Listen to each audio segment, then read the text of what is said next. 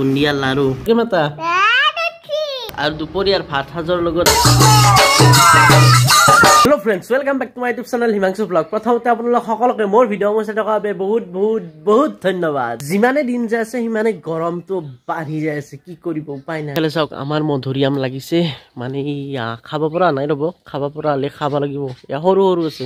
চাওক গছ কেইডালত কেইটামান চৰাই আহিছে, এইকেইটা চৰাই ইহঁতৰো উপায় নোহোৱা হৈছে, মানে গছ গছনি নোহোৱা আহিছেতো। ইয়াত আহি এনেকৈ আছে। আৰু এইফালে আহি গ'ল মোৰ লাল চাহ আৰু লগত আছে ৰুটি আৰু লাল চাহ। এতিয়া খাই দিওঁ ৰাতিপুৱা। কিংকে চাই আছে বলা কিংকে চাই আছে নেকি?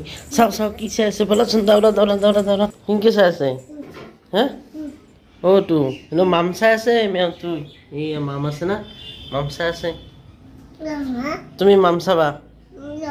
লবা নালাগে, বৌক লবা নলা, তুমি দস্তিক লবা। দস্তি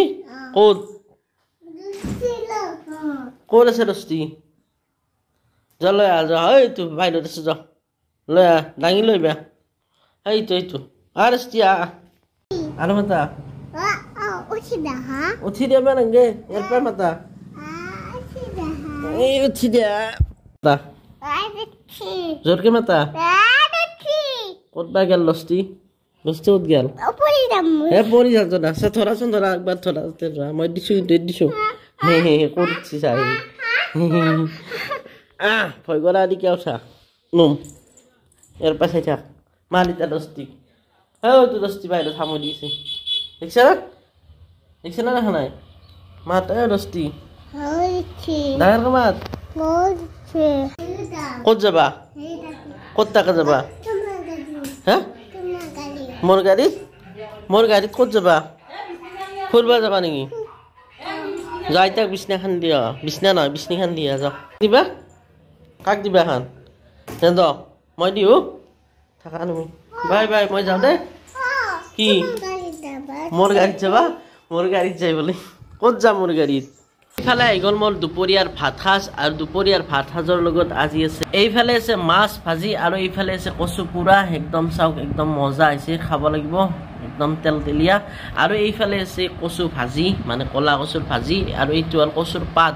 আৰু এইফালে আছে অমৰা টেঙা, অমৰা টেঙাৰ লগত আছে মাছ, আৰু এইফালে আছে পুৰা মাছ, এইফালে চাওক পুৰা মাছ আৰু অমৰা টেঙা। এইফালে আছে গুটি, এই গুটিকেইটাও খাব লাগিব। তো এতিয়া আৰু ৰখাৰখি নাই, ধুনীয়াকৈ এনেকৈ টেঙাৰ আঞ্জা দি মাছ খাই দিওঁ। হৈ গ'ল গধূলি, আৰু দিনটো মানে এনেকৈ ঘূৰা কৰা নাই, কামত ওলাইছোঁ। এতিয়া আহিছোঁ ফুৰিবলৈ, কাৰণ যি গৰম। গধূলি মানে ৰাতি আহিছে দকে, চব গাড়ী চাড়ী দেখা পাইছে নহয়, গোটেই ৰাতি হৈ গৈছে। আৰু ৰাতিনো কি দেখা পাব, চব গাড়ী চাড়ী চলি আছে এনেকৈ। আৰু মই এনেকৈ অলপমান ফুৰিব আহিলোঁ, আৰু ফুৰি চুৰি ধুনীয়াকৈ আহি গ'লোঁ। আৰু ইয়াৰ গধূলিৰ চাহ খাব লাগে, চাহ মানে গাখীৰ খাব লাগে। ইয়াৰ চাওক ধুনীয়াকৈ গাখীৰ আছে, এইফালে আছে ব্ৰেড, আৰু এইফালে আছে বুন্দিয়া লাৰু। চাওক বুন্দিয়া লাৰু খাই মজা লাগে মানে, আৰু এইফালে আছে বুন্দিয়া। তো এতিয়া ধুনীয়াকৈ খাই লওঁ। এটা সময় আছিল আমাৰ অসমখনক জংঘলৰ ৰাজ্য বুলি কৈছিল, চাৰিওফালে গছ গছনি আছিল। কিন্তু সেই জংঘল সেইবিলাক কাটি মানুহে এতিয়া মানে বিশাল অট্টালিকা বনালে। তাৰ ফলত কি হ'ল, গৰমটো দিনক দিনে বাঢ়ি গৈছে। এতিয়া বাঢ়ি গৈ কিমান পাইছে, 40 ডিগ্ৰী মান যায়, 37 ডিগ্ৰী 37 ডিগ্ৰী এনেকুৱা হৈছে। আৰু কেইবছৰমানৰ পিছত ভাবক কেনেকুৱা গৰম হ'ব এই লেভেলত যদি গছ গছনি কাটি থাকে। সেই জংঘলৰ ৰাজ্য যেতিয়া আছিল তেতিয়া ভালেই আছিল, মানুহে কৈছিলে জংঘলৰ ৰাজ্য। কিন্তু এতিয়া সেই জংঘলৰ ৰাজ্য লাগে, চাৰিওফালে গছ গছনি লাগে, অট্টালিকা নালাগে আমাক। চাৰিওফালে অট্টালিকা কৰিছে, কিন্তু কি হ'ব, মই নালাগে বুলি ক'লে কি হ'ব? গোটেই গুৱাহাটীখনত অট্টালিকা। আমাৰ ইয়াত নলবাৰীখনতো গোটেই অট্টালিকা চাৰিওফালে। এতিয়া গাঁও ভুঁই ক'ৰবাত কেইডালমান গছ আছে। আৰু আমাৰ টাউনৰ ঘৰত যদি কাৰোবাৰ দেখা যায় অকণমান গছ আছে, কাৰণ গছ ক'ত ৰুব, মাটিয়ে নাই গছ ৰুব। আৰু যদি এইটো লেভেলত গছ গছনি কাটি থাকে, কেইবা বছৰ পিছত এই অসম আৰু ৰাজস্থানৰ হয়তো পাৰ্থক্য অকণমানহে থাকি যাব। কাৰণ এয়া চাওক অকণমানহে থাকিব, কাৰণটো গম পাইছে।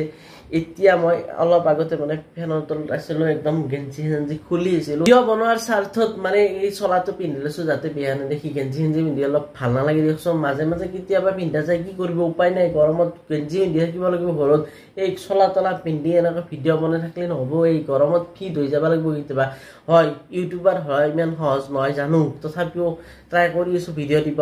এই গৰমতো ভিডিঅ' দি আছোঁ। আৰু গধূলিও গৈছিলো চাইকেল মাৰিব কিন্তু কি কৰিব একদম যি গৰমত উপায় নাই চাৰিওফালে মানুহ দোকানী চকানী বিলাকে একদম গেঞ্জি পিন্ধি লৈছে আৰু এই গৰমৰ দিনকেইটাত আৰু এটা বস্তু বেয়া সেইটো হল একদম মহ এনেকুৱা মহ হৈছে নহয় আমাৰ ইয়াত চাৰিওফালে ৰাতি যদি আঁঠুৱাখন নাটানাকেও থাকো এই মহ বিলাকে কামুৰি থাকে মানে অকনমান আঁঠুৱাখন নাটানি থাকিব পাৰিলে ভাল কাৰণ বহুত ধুনীয়াকে বতাহ জাক লাগে ফেনৰ আৰু যিসকলৰ এচি আছে তেওঁলোকৰ মজা একদম আমি নেচাৰৰ কথা পাতো কিন্তু যিসকল মানুহৰ এচি আছে ঘৰত তেওঁলোকে নেচাৰ চেচাৰ এইগিলাখান আকৌ কথা নাপাতে গছ গছনি ৰোৱাৰ কথা নাভাবে কাৰণ একদম ঘৰৰ ভিতৰত ঠাণ্ডা পৰি থাকে ফিলটো নাহে মানে গছ গছনি কাটিব মানে ৰুব যে লাগে সেইটো ফিল নাহে এতিয়া কথা ক'ব গ'লে মানে অহংকাৰ কৰি কোৱা নহ'ব কিন্তু ইনভাৰ্টাৰ বেছিভাগৰ মানুহৰ আছে প্ৰায় ধৰক 80% বুলি নকওঁ 50% মান মানুহৰ অসমত ইনভাৰ্টাৰ হৈ গৈছে আমাৰো আছে লাইন গ'লে আমি অকণমান বাচি থাকিব পাৰোঁ কিন্তু যিসকলৰ লাইন গ'লে ইনভাৰ্টাৰ নাই ফেনখন নজ্বলে তেওঁলোকে কেনেকুৱা থাকিব এই গৰমত গতিকে সমাধান এটাই আপোনাৰ ঘৰৰ কাষত ঘৰৰ বাউণ্ডাৰীত গছ ৰুৱক আৰু নিজে বাচি থকাৰ উপায় লাগিবতো তাত নিজে বাচি ৰাখিব লাগিব এই পৃথিৱীখনত গতিকে গছ ৰুবই লাগিব অকণমান ঠাই আছে দুইডাল ৰুৱক বেছি ঠাই আছে বেছিকৈ ৰুৱক মুঠতে গছ গছনি ৰুব লাগিব আৰু গছ গছনি ৰুৱাৰ কথাটো এতিয়াই মনত পৰে যেতিয়া গৰম পৰে কিন্তু যেতিয়া ঠাণ্ডা পৰে এইবিলাক আমাৰ মনত নাহে এতিয়া ধুনীয়াকৈ ভাত চাত খাই লওঁ আৰু বেছি নবকো কাৰণ এয়া দেখিব পাৰিছে একদম গৰম উঠি গৈছে এতিয়া চলাটো খুলি লওঁ আৰু ধুনীয়াকৈ ভাত খাওঁ ভাত খাই লগ পাই আৰু এইফালে আহি গ'ল মোৰ ৰাতিৰ ভাত এইফালে আছে লেচেৰা ভাজি এইফালে আলু খানা জলকীয়া এইফালে আছে জলকীয়া এইটো ভোট জলকীয়া আৰু এইফালে আলু দি মাছ বনাইছে এয়া চাওক ধুনীয়া পিচ মাছ আছে এয়া বোম মাছ আৰু এইফালে আছে আমাৰ চাটনি এতিয়া খাই লওঁ ধুনীয়াকৈ লগ পাই আছো মানে ভাতটো খাই দিলোঁ একেবাৰে গৰম চলা তলা খুলি লৈছিলোঁ এতিয়া ধুনীয়াকৈ চলা তলা পিন্ধি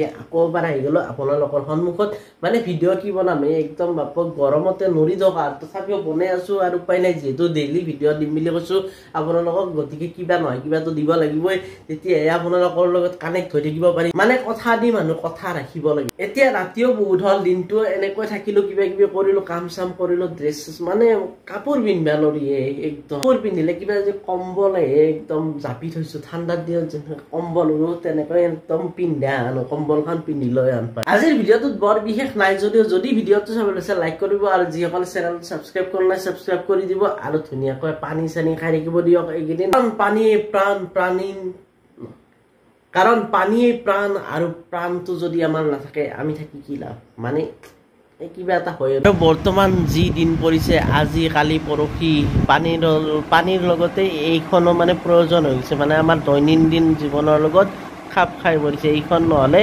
চেছ আৰু তো আজিলৈ বাই বাই